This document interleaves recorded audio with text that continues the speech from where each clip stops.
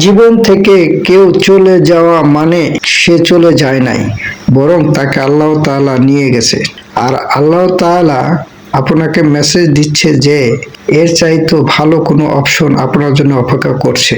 সে যদি আপনার শেখা দিয়ে চলে যায় তাহলে আপনার উপকার করছে, কারণ হারাম থেকে বাঁচিয়ে দিয়েছে। যেটা নোংরা ছিল সেটা আপনার জীবন থেকে আল্লাহ সরিয়ে নিয়ে দিয়েছে। সূরা বাকারা 216 নম্বর আয়াতে স্পষ্টভাবে আল্লাহ তাআলা বলেছেন যে তোমাদের কাছে হয়তো কোনো একটা বিষয় পছন্দসই নয়, অথচ তা তোমাদের জন্য অকল্যাণকর। আর হয়তোবা কোনো একটা বিষয় তোমাদের কাছে পছন্দনীয়, অথচ তোমাদের জন্য অকল্যাণকর। বস্তুত আল্লাহই জানেন, তোমরা জানো না যেটা। সো এই আয়াতের মাধ্যমে স্পষ্ট বোঝা যায় কেউ যদি কোনো জীবন থেকে কেউ যদি চলে যায় তাহলে মনে করেন যে আল্লাহ ভালোই করেছেন, যেটা আল্লাহ নিজে জানেন। কারণ যে চলে যায় সে হয়তো বা তোমার কাছে থাকলে আরো কষ্ট হইতো, আরো অকল্যাণকর হইতো, যেটা আল্লাহ জানেন।